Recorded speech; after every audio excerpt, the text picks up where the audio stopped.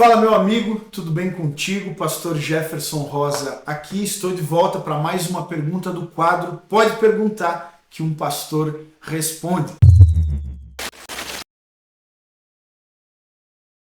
Nesse quadro, você manda suas perguntas e um dos pastores do nosso Instituto Wesleyano de Educação vai responder a sua dúvida teológica, bíblica, e assim nós vamos crescendo em conhecimento.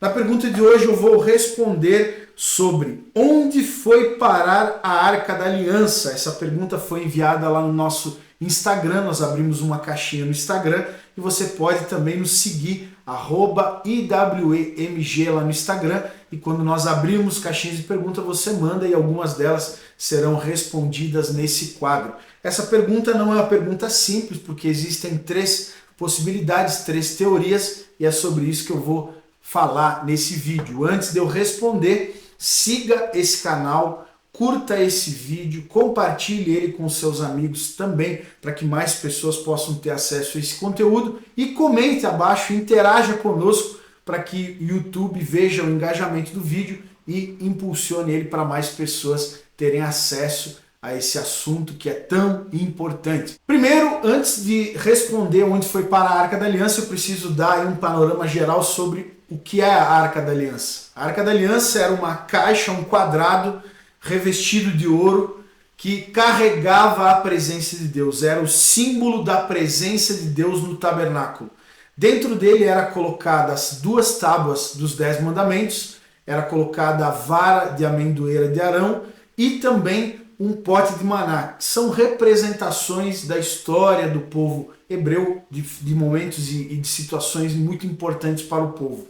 E ela carregava a presença de Deus, ela era a representação da presença manifesta de Deus. Só se tinha acesso à Arca da Aliança uma vez por ano, enquanto ela estivesse montada no tabernáculo. Somente o sumo sacerdote, no dia da expiação, por meio de sacrifícios, podia entrar no Santo dos Santos, onde estava a Arca da Aliança que carregava a presença de Deus. Com exceção desse dia, quando a arca precisava ser transportada de um lugar para o outro, apenas alguns sacerdotes lá da família de Arão podiam tocar nela, ter acesso a ela, carregando ela por hastes, duas hastes, uma em cada lado, é que a arca era transportada. Então é o utensílio mais sagrado do tabernáculo, porque era a representação da presença de Deus.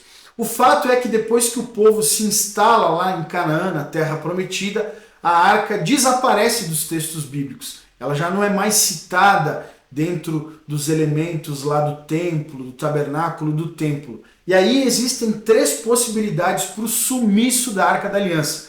A primeira teoria diz que Salomão deu de presente para a rainha de Sabá. Lá no texto de 1 Reis fala que a rainha de Sabá, por causa da fama de Salomão, veio até Israel para ver tudo o que diziam a respeito de Salomão, e ela confirma que tudo é muito maravilhoso e excelente na vida e no palácio lá de Salomão, e diz o texto que Salomão diz que ela peça o que quiser e ele lhe daria. E aí alguns acreditam que ele tenha dado a Arca da Aliança de presente para a rainha de Sabá e ela levou lá para a Etiópia. Inclusive, o cristianismo etíope acredita nessa versão, nessa possibilidade, e tem dentro dos seus elementos o elemento da Arca da Aliança presente também.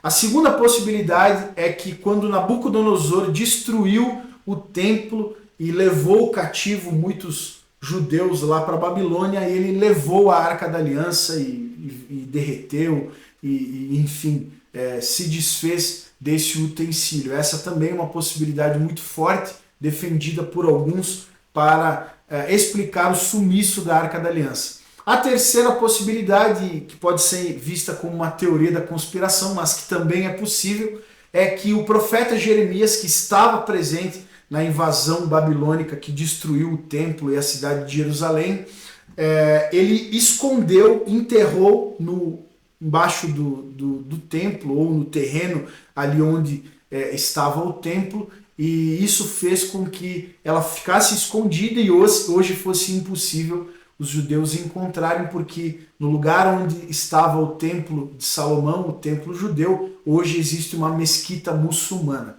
Enfim, existem 3 possibilidades do sumiço da arca. Esse é o vídeo de hoje, essa é a resposta de hoje, e eu quero te perguntar, você já tinha ouvido sobre essas 3 possibilidades, essas 3 teorias? Qual delas faz mais sentido para você? Comente abaixo, coloque novas perguntas para que a gente alimente esse quadro, porque pode perguntar que um pastor vai te responder. Até a próxima pergunta.